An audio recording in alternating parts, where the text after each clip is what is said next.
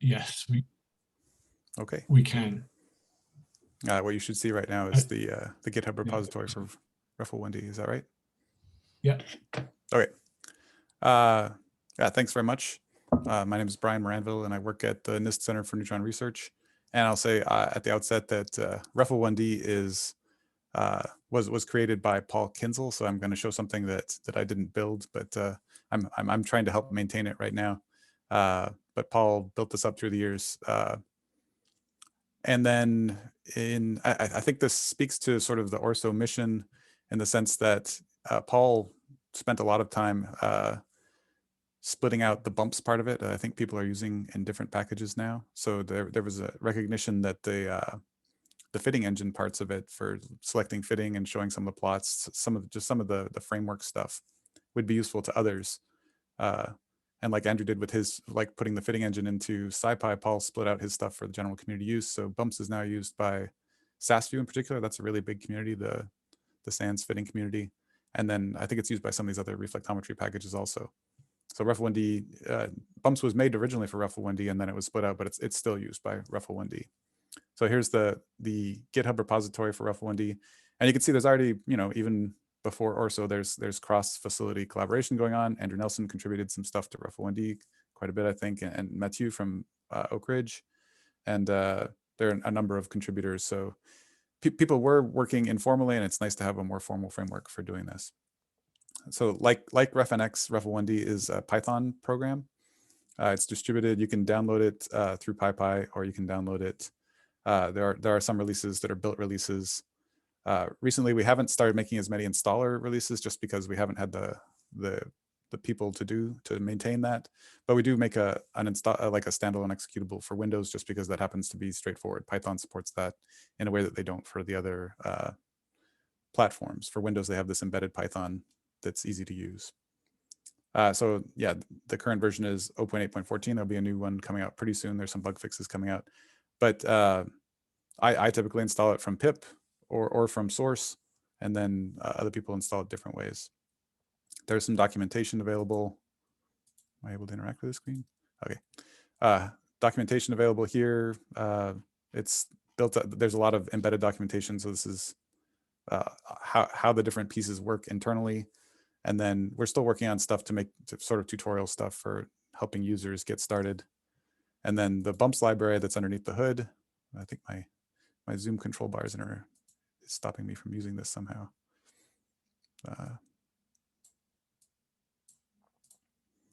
And then the bumps library is maintained separately now, and that has a bunch of contributors, and that gets used elsewhere, as I said.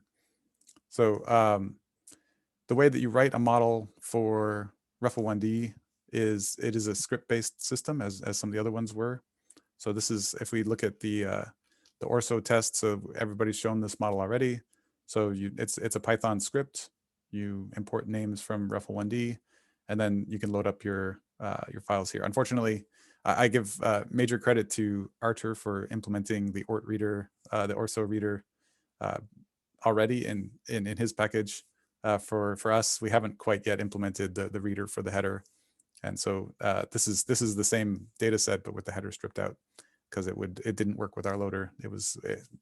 It was expecting a different type of header that had information in it, so we have to make one that'll read the Orso header, which is easy to recognize because of its nice signature string at the top. So this is how you would load the data. And then this little flag here for full width half max that says to interpret that last column DQ as full width half max instead of sigma. And then this sets the parameters for the wavelength and the delta wavelength. And this is just for setting the resolution. So this isn't quite correct. We'd have to adjust this script a little bit more if we wanted to do the correct analysis. And then down here, you can these are written out by themselves just as a convenience. So this is mostly for bookkeeping. A lot of users write down the various values they're going to use and give them names in the script just so they can find them later. And this is where they become SLD objects down here. And then a sample is built. You take these objects, you give them a thickness, and then you sort of concatenate them with each other to build a layered structure. And this makes them into slabs of very much the same type that are built in the RefNX program. And then putting constraints in here, you can set so this is setting the value of some of these parameters that are under the hood. So the probe intensity, the initial value, you can set that to 1, background value, you can set it to that. And then the way that you make things fittable through the script, and you can adjust this in the GUI later, and I'll show that, is to set a range or a plus minus range. So a range is an absolute range. You give it the minimum and the max. And PMP is sort of relative to where you are for that parameter. So it takes, as this executes, it'll take the row value and it'll just add plus or minus 5. You can plus or minus 5%. And then this is just an absolute range. And then the way there's much more sophisticated constraints that can be applied. Equality constraints, you can actually set the interface object. It's a parameter object. You can set that just to be the same object for two different parts of your model, so that then this one's a very hard constraint in the sense that you're not modifying one and then modifying the other. They're actually the same thing. So this interface and this interface would be the same because they are the same Python object. Or you can do expression constraints, and this under the hood does something really different. These two look similar, but they're very different. So if you say that the silicon interface is equal to the silicon oxide interface plus 2, then it creates an expression parameter essentially that makes one of them track the other one according to this this parameter. And then the parameter definition, you can see that these are all commented in here: microslabbing bin size, integration factor. These are some details, and this one's an important one. People were asking about: do we do never croce or do we do microslabbing? That's where you set this here. You can this sort of step parameter that gets fed in to the fit problem is here. So you can set this to be true or false. If you set it to be step equals false, then it does never croce.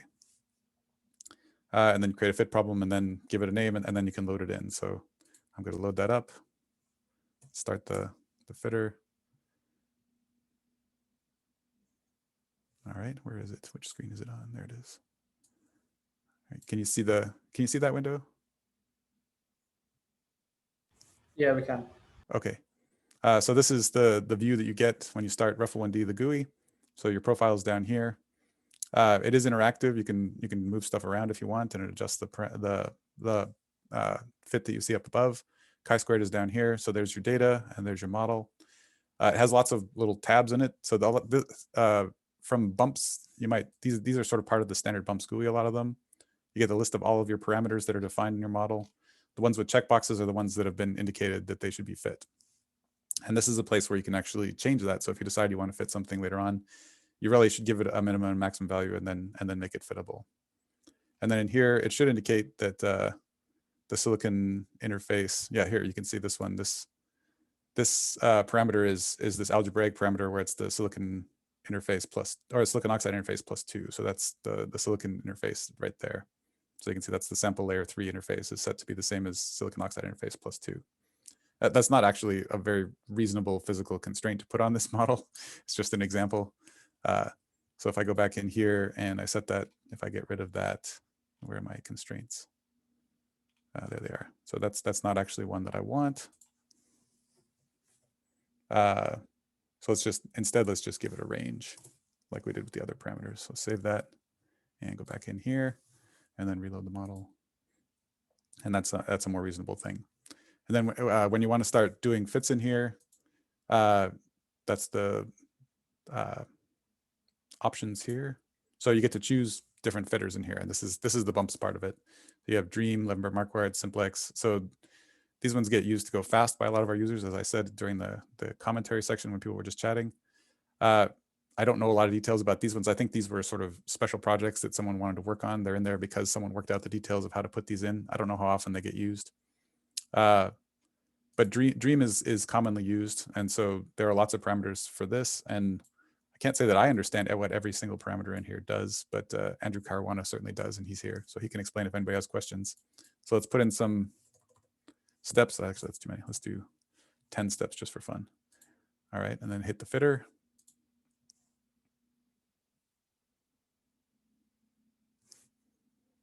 It's doing stuff.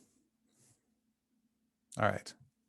And so at the end, you can see the convergence is coming down here. This the green area here sort of tells you what Dream is sampling. This is the chi-squared that Dream is sampling. This shows you sort of the 80% range, and then the best fit is this line down here. So it's getting better. It's not great. It's still 3.427. It's not a super great fit yet. We can look at the profile, and then All right, immediately it shows you model uncertainty. So this is your profile, but it also shows you the profiles of all of the other fits that you got, you know, within that 80% band. So you can sort of see how certain various parts of your model are.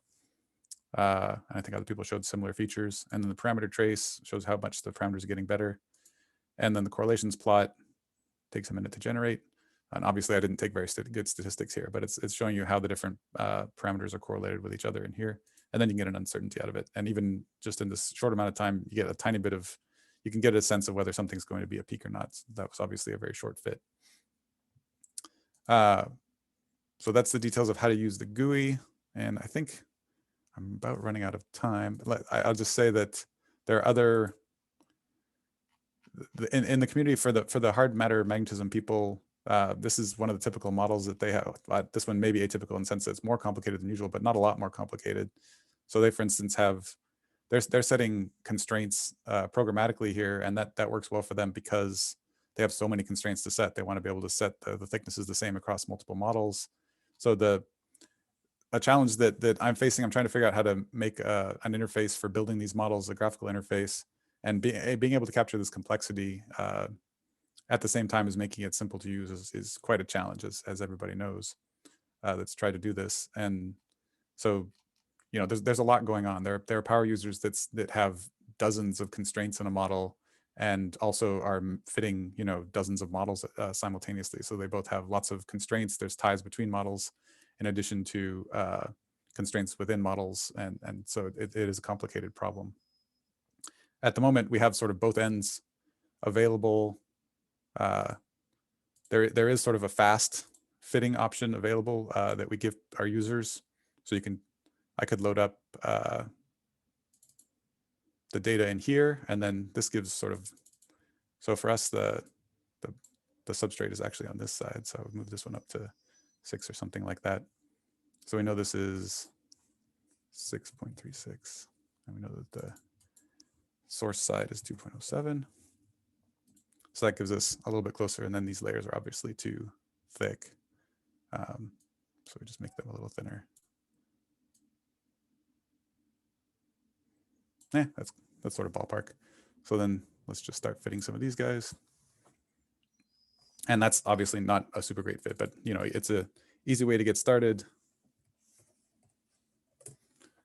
And then the way that we're trying to bridge the gap right now is that this then lets you generate a Refl1D script. And so that makes something that looks, I have a couple of these already generated over here.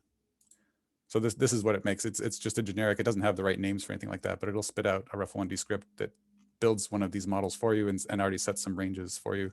And then people can go in there and edit that. So that's sort of what we have available right now for a GUI model builder. And we'd like to expand on that in the future, especially if we're able to get the serialized models off the ground, then you could sort of separate the model builder from the fitting interface a little bit. And I think I'm just about out of time on this. So